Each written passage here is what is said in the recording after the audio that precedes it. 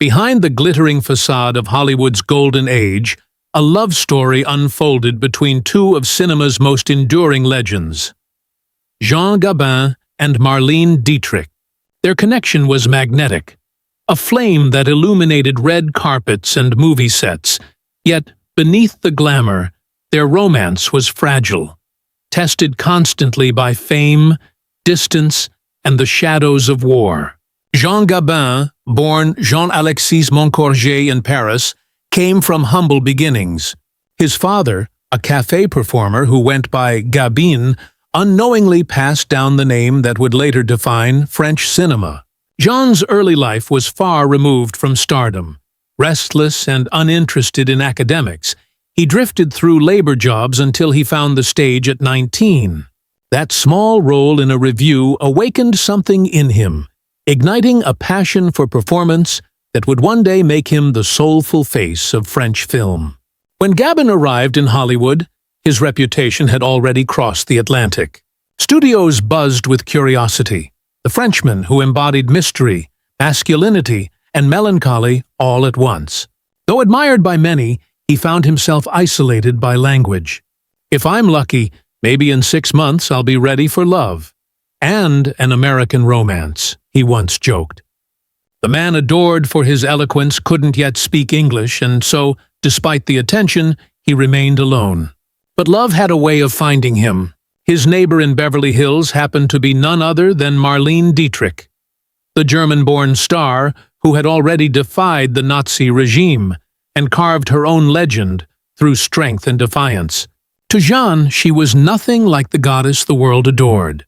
"She's so domestic," he said with quiet wonder. "She cooks late into the night. Bread, pies, everything." What began as companionship between two exiles soon grew into something deeper. A romance whispered rather than declared, tender yet turbulent. Their bond had roots years before Hollywood, back in pre-war Paris, when both were rising stars. By the time war consumed Europe, that connection had transformed into something profound. Gabin refused to cooperate with Nazi-occupied France and fled, eventually joining the Free French forces. In California, far from home, he and Marlene rekindled their friendship into love. One born in exile, sustained by mutual respect, and shadowed by the chaos of war. Marlene, at the time romantically linked to author Éric Maria Remarque, was torn between two men, but it was Gabin's sincerity that captured her. While rumors swirled through Hollywood, the truth was quieter. Two souls who found in each other the comfort of understanding. When Gabin enlisted and prepared to leave for duty in 1944, Marlene stood by his side, her heart breaking in silence as his ship sailed off to war. He gave her a gold chain engraved with the words "Fleur de l'amour," a promise she would carry for the rest of her life. To fill the emptiness he left behind, Marlene joined the USO, traveling across battlefields to sing for soldiers. Perhaps out of patriotism, perhaps out of love. Fate brought them together again in Algeria that same year. Amid the dust and noise of war, they found each other once more, sharing brief moments of peace in a world at war. Their love endured through letters, his words calling her "my great one," hers filled with longing and pride.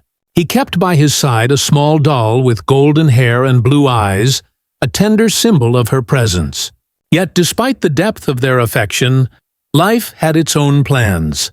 After the war, Gabin longed for a quiet life in France, while Marlene, forever restless, returned to Hollywood. The distance grew, and their letters faded into silence. In 1946, Gabin sent Marlene a final message, a farewell written in pain, saying he wished never to see her again. Yet love rarely ends cleanly. When he died 30 years later, Marlene mourned deeply, whispering, "I am widowed for the second time." It was the confession of a woman who had loved many, but lost only one, that truly mattered. Jean Gabin's life after the war mirrored the characters he played. Proud, reflective, and quietly heroic. His breakthrough had come in Pepe le Moko and La Grande Illusion, roles that captured the heart of France and defined his image as the honest, unpretentious man of the people. He refused to age out of relevance. Instead, he grew into his years, his gray hair and weary eyes becoming symbols of authenticity. Over 90 films later, Gabin remained not just a movie star, but an institution, the face of integrity, dignity, and France itself. When Jean Gabin passed away in 1976, he left behind more than cinema. He left behind an ideal. His love with Marlene Dietrich may not have lasted a lifetime, but it burned brightly enough to live forever in memory. It was a love shaped by war, tested by distance, and remembered by two souls who, even after the cameras stopped rolling, never truly stopped belonging to one another.